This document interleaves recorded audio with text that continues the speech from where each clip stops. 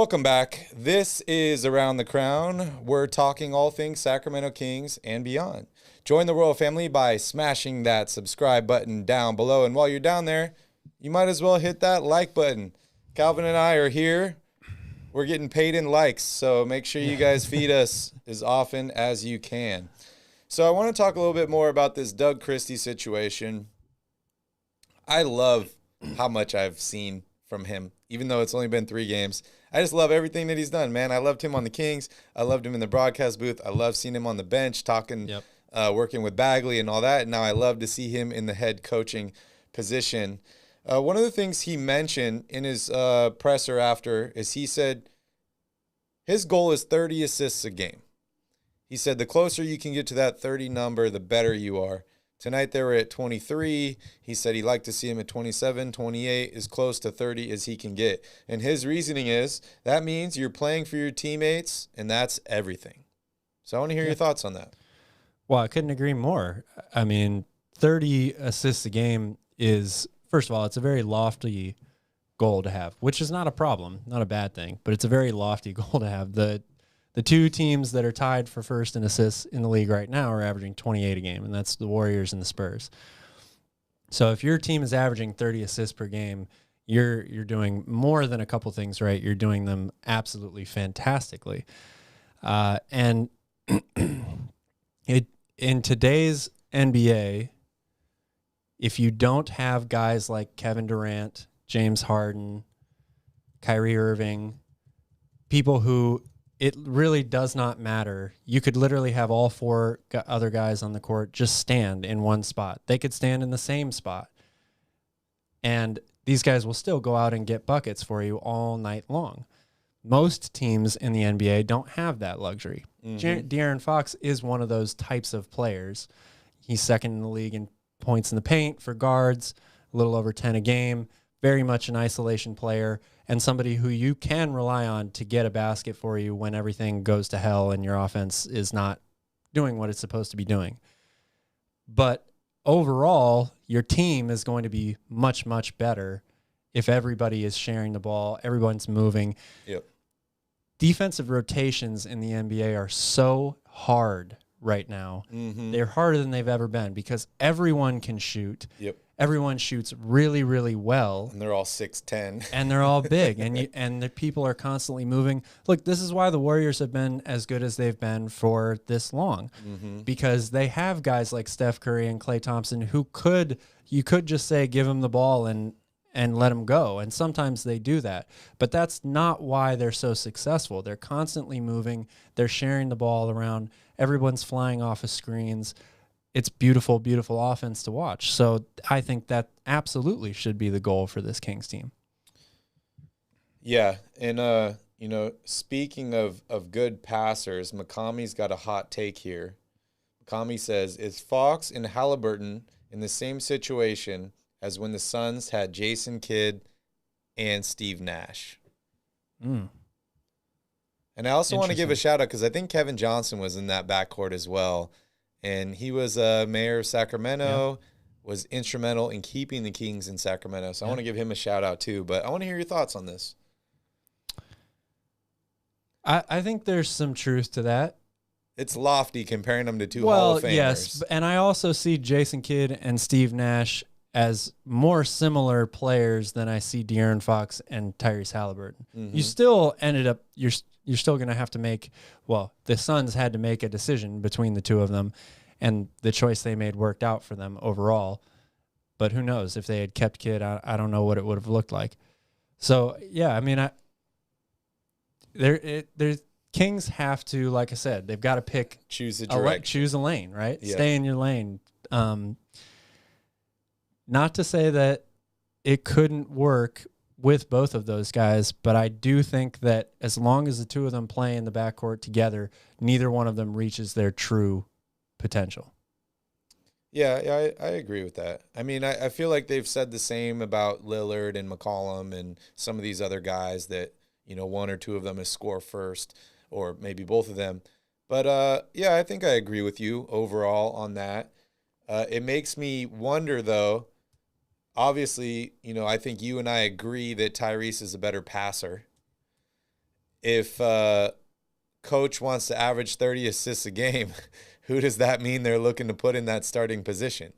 Because, not that De'Aaron Fox is a ball stopper, but his style of play is not as sharing the ball friendly as Tyrese Haliburton is. Yeah, I mean, De'Aaron Fox is most effective when he is putting up a lot of shots. He very much needs to get himself into a rhythm. He's got to get to the basket, get to the free throw line.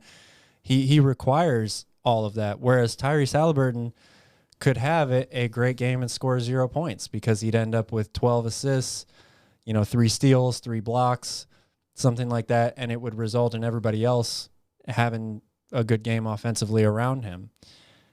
So it's just it's different styles. It's a conundrum. Yeah, I agree with that. Yeah, shout out to Brendan here in the chat. He messaged us on Instagram, and he said when fans were leaving the game, they were chanting "Trade De'Aaron Fox." Yeah. Pretty crazy. It's Didn't sad, I tell you honestly. this was like It's a car crash but that I could see coming from a long way? And not that it's, gonna be as bad as a car crash and, it's a good or a bad thing, because I think everyone's opinion is valid here. But it's just, I feel like I saw this coming from so far away, and it's like De'Aaron Fox was playing bad and everyone was getting mad. And then the Ben Simmons situation. And I'm finally feeling like De'Aaron will not get traded for Ben Simmons. If he does get traded, he'll probably get traded for other pieces. And that brings me to my next topic here. Ethan and I were at the Brew Co. watching the games. He was watching Bengals and I was watching Kings. And he said, I got a good trade idea for you. So I want to show you guys and hear your thoughts. This is it. Kings, Pacers, Miles Turner, Caris LeVert, and he was including a first-round pick from the Pacers in this deal for De'Aaron Fox and Tristan Thompson. I know you like LeVert. I know you like Turner. Yeah. What do you think of this deal? Who says no? Who says no? You mean like between Indiana and Sacramento? Yeah. Well, I don't really know what Indiana's looking to do here. They still haven't made it public whether or not they're going to side with trading Miles Turner or trading Sabonis. That seems to be the biggest question mark for them. They're trying to pick one of these guys to build around for the future. Mm-hmm.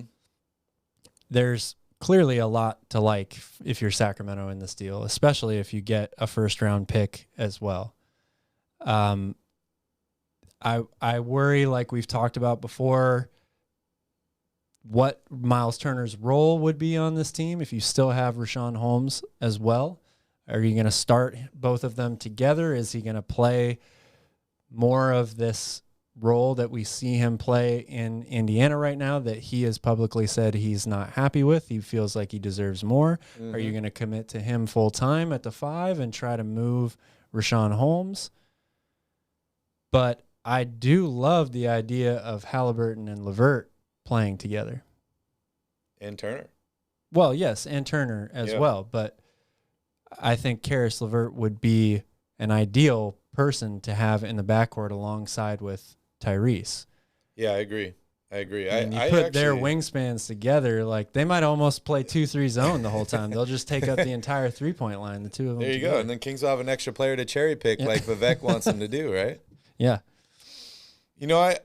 I was looking at this deal and I'm like, wow, this actually might be a deal that works for both teams. And, I like De'Aaron Fox, one of my favorite players. I really like him a lot. The only way I would consider trading him is for something like this that gives him a good start on another team and makes our team better. And I think this deal could potentially do that, especially if the Kings are able to bring in another draft pick, because maybe they could go after a guy like Brandon Ingram and trade Harrison Barnes, 2 first-round picks, and maybe Marvin Bagley for a guy like Brandon Ingram or something like that. So it gives them other potentials. You and I traded for Brandon Ingram in our 2K rebuild. Yes. We saw how that worked out. I know Deuce Mason is a big fan of Brandon Ingram and wants to bring him to Sacramento. You and I both talked about it seemed kind of like a lateral move for Harrison Barnes, However, we both like the age difference. We like how young he is. He's locked up a little bit longer than HB, and he gives this young Kings team a chance to grow together. But I think this is a good trade for Indiana too. You know, then you're rebuilding around Sabonis, who's obviously their best player, and De'Aaron Fox. See where that goes. They still have guys like TJ Warren and some other good pieces.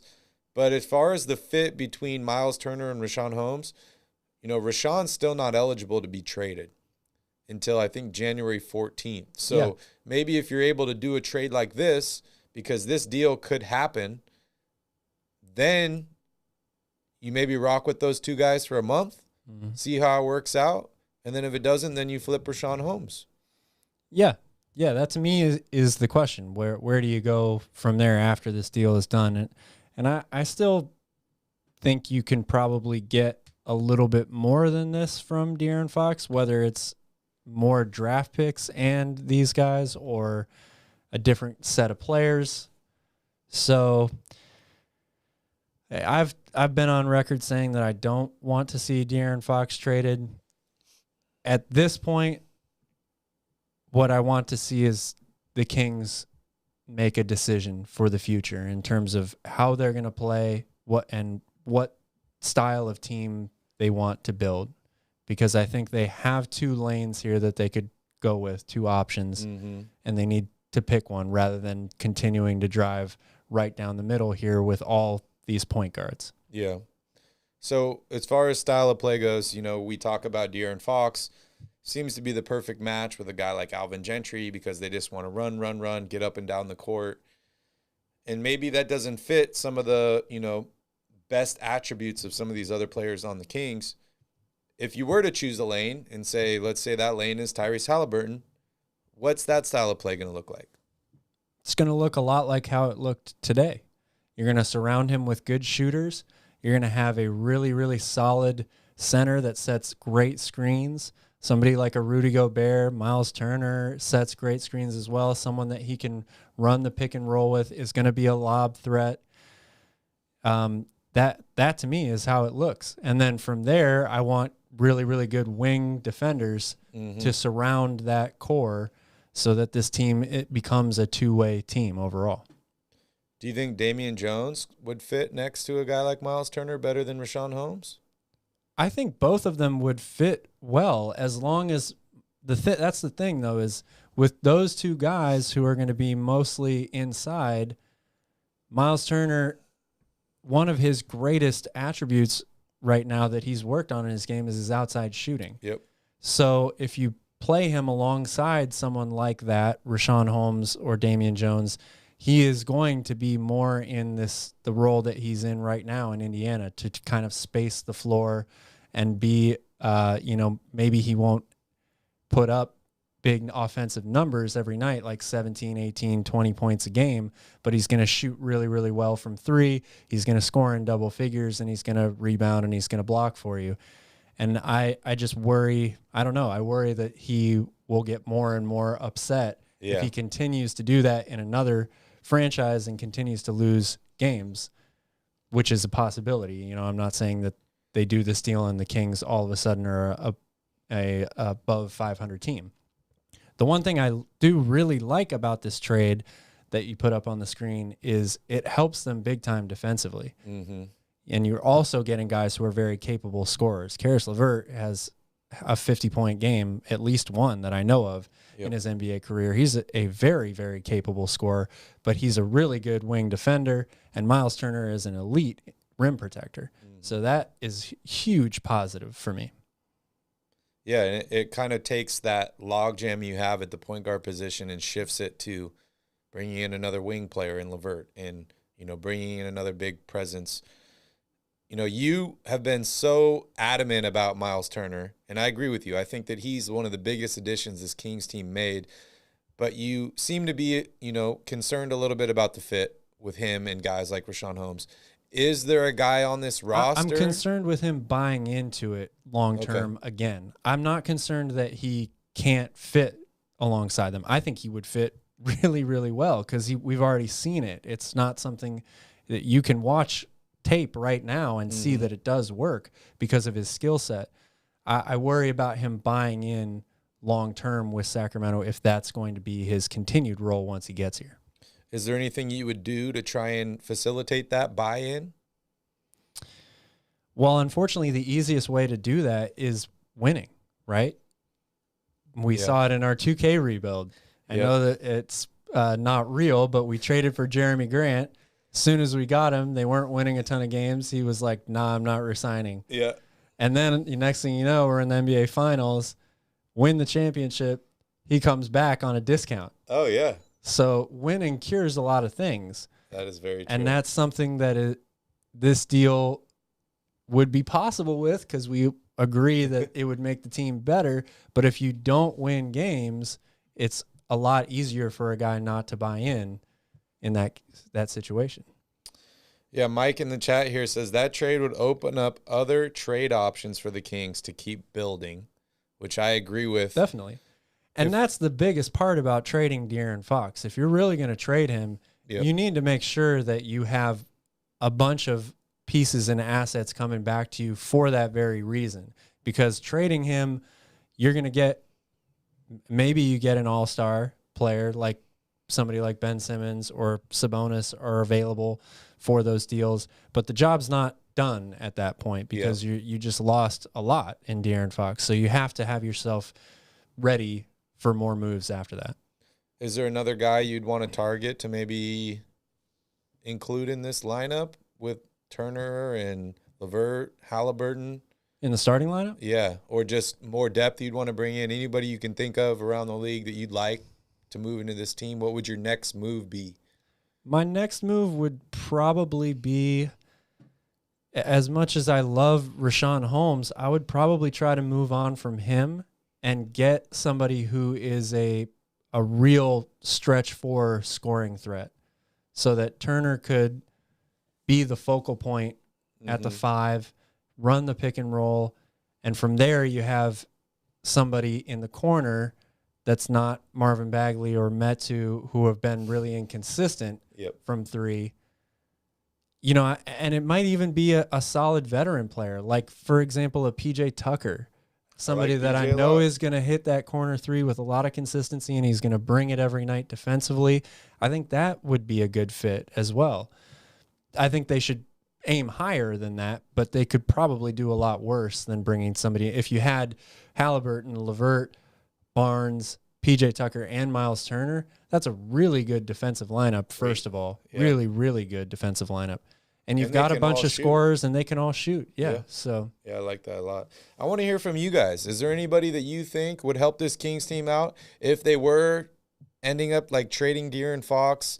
You know, I like Mike Miles says Turner. Porzingis, which is a real interesting take there. I mean, you lose your defense, but you do get your stretch 4, and he's been having injury problems as well. He has. And he makes a ton of money, so he does make a lot you'd of have money. to give up HB or Buddy Hield and another guy to make this work. Yeah. I would be okay if I could give up Buddy Hield and something else for it, probably. I just, I know it's only one game, and I get all excited when I see these, but seeing Tyrese Haliburton dish the ball to Buddy Hield for wide open Reddish threes too, that would be nice. Is very exciting. It's very exciting. Yeah. I feel like Tyrese can help Buddy's game a lot because Buddy takes a lot of dumb shots, and I saw a graphic about shots with him not dribbling versus one dribble versus more than one dribble and what his shot percentage was. I think Haliburton could get him the ball a lot easier than De'Aaron Fox to where he doesn't have to take more than one dribble to get an open shot, which creates better shots, ups his field goal percentage, gets rid of Buddy Chuckets. Yeah. I agree with that. But in reality, De'Aaron Fox should be able to get him the ball wide open as well because every time he gets into the paint, there's 3 or 4 people around him. So he should be able to do those things, but a lot of times he just isn't looking for it. That's, I think, the biggest difference. You like Cam Reddish? I think Cam Reddish would be a great fit. Yeah, I don't know about playing him at the 4. Surprised he's even available. I do like Cam Reddish a lot. Then you'd have to move HB probably. Maybe you play Cam at the 2, LeVert at the 3. Yeah, those guys I think would be interchangeable, 2, 3. I don't think it would really matter much which one you had. Are you still in the hold on to Harrison Barnes camp? I think it all depends on what I can get in return for him. Like I've said before, to me, Harrison Barnes is so valuable on this team because he does so many things well, and he leads them, or he's up, second or third on the team in so many different statistics, points and rebounds. He's a really solid defender. Mm-hmm. So if I trade him, I need to have somebody coming back that I know is going to fill at minimum those shoes. Yeah. It can't be a move that leads to your next move sort of a thing. I think it's got to be a starting player that's going to be in the rotation playing really meaningful minutes right away.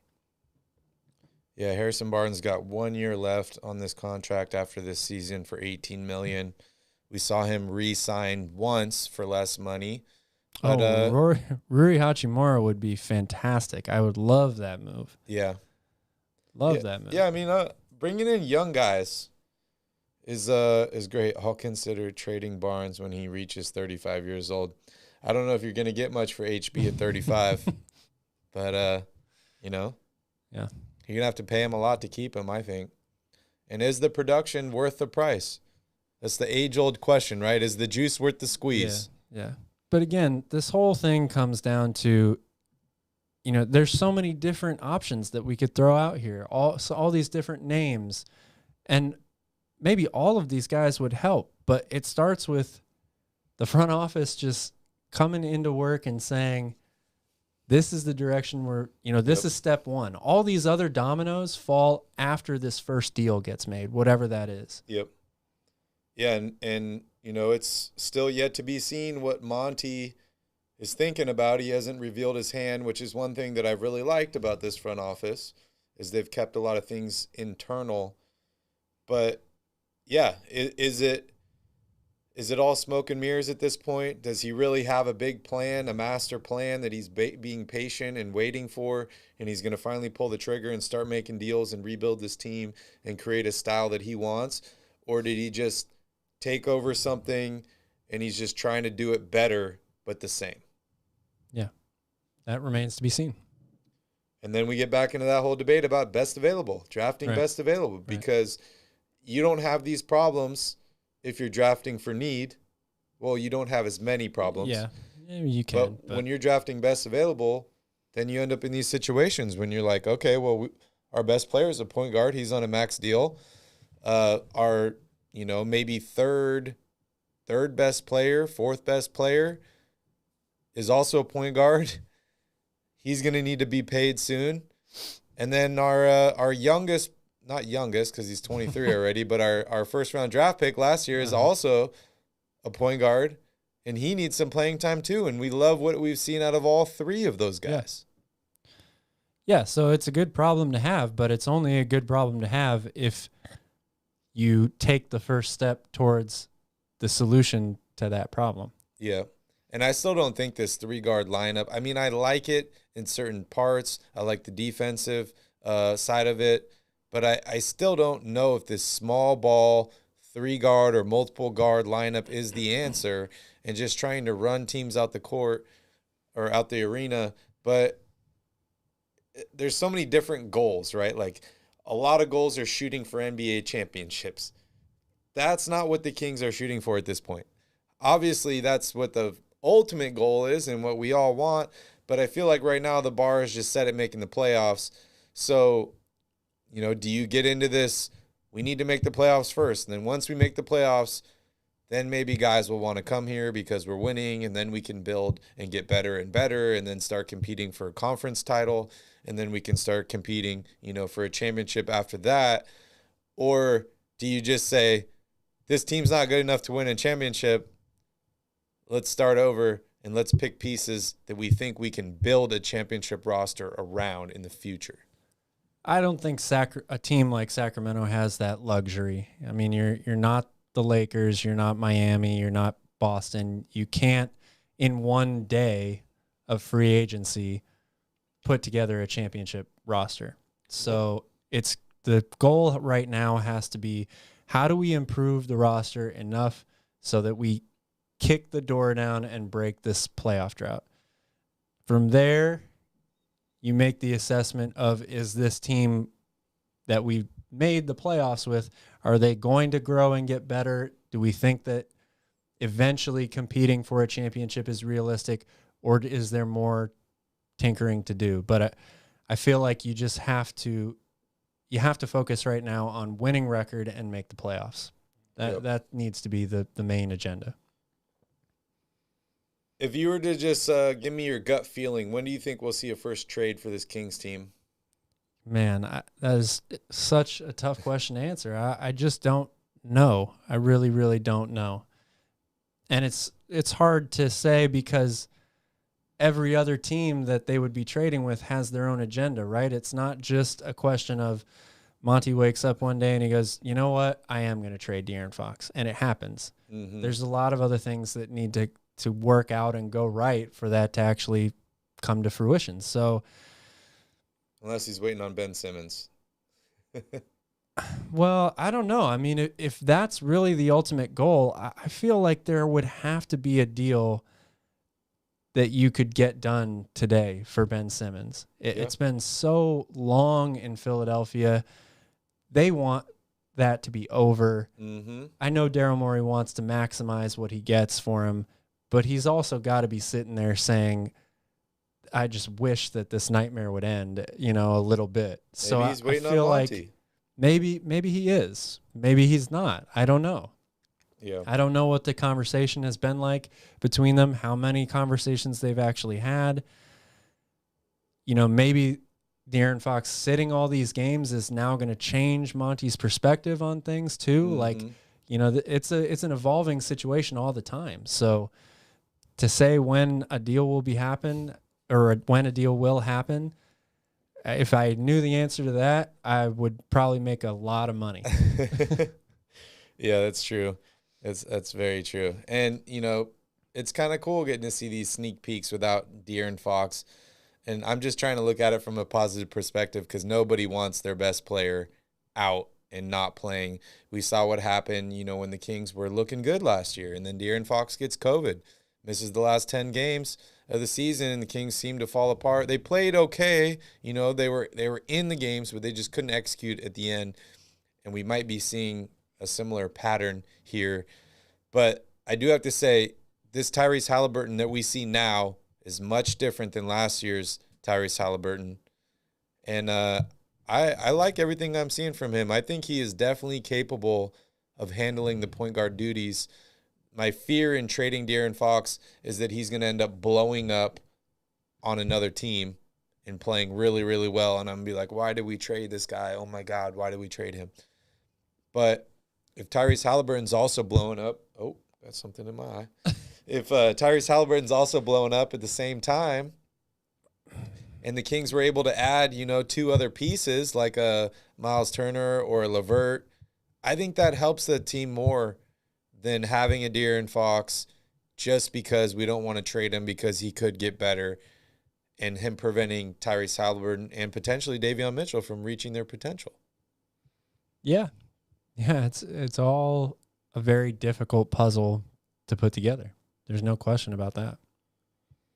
Brandon says, where would Simmons fit in? Are we expecting him to play forward? I heard he was strict on playing as a guard. Yeah, well, Barry wants him to play power forward.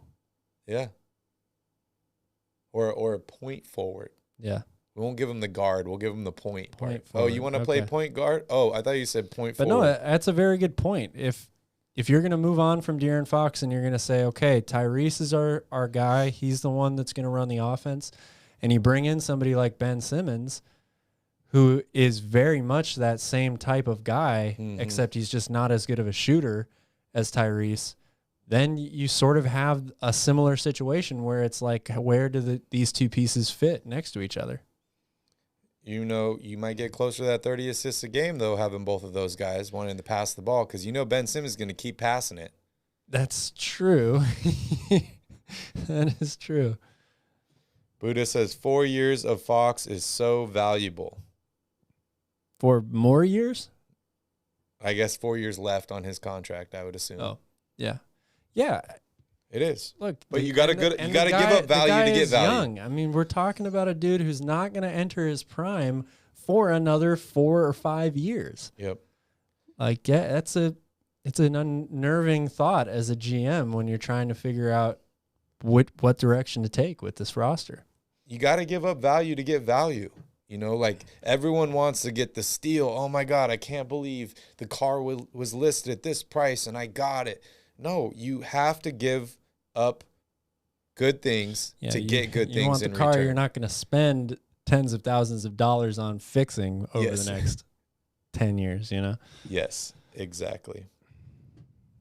All right, any other guys you want to focus on trade-wise or making moves or anything? Anybody you want to spotlight on the Kings before we move on here? No, I think we've talked a lot about a lot of these guys. Christian Wood is another name we didn't talk about today, but we've mentioned before. You know, he's somebody that would be high on my list as well. But again, that first move is what opens the door for everything else. So. Yes. And Calvin's not going to say it, but I'm going to make a prediction. If you guys want to keep track, I'm going to say 30 days from today. So what is that? December 19th. So that'll put us at what? January 18th since there's 31 days. So I'm going to say the first Kings deal happens within the next 30 days before January 18th. I'll take the over on that. You can quote me that. Calvin's going to take a shot of Crown Royal if it's under. And Barry will take a shot if it's over. Deal. Sounds good. All right, guys, we're going to take another quick break. And when we come back, we're going to take a look at the Kings' next game and next week of basketball with Kings Crusade.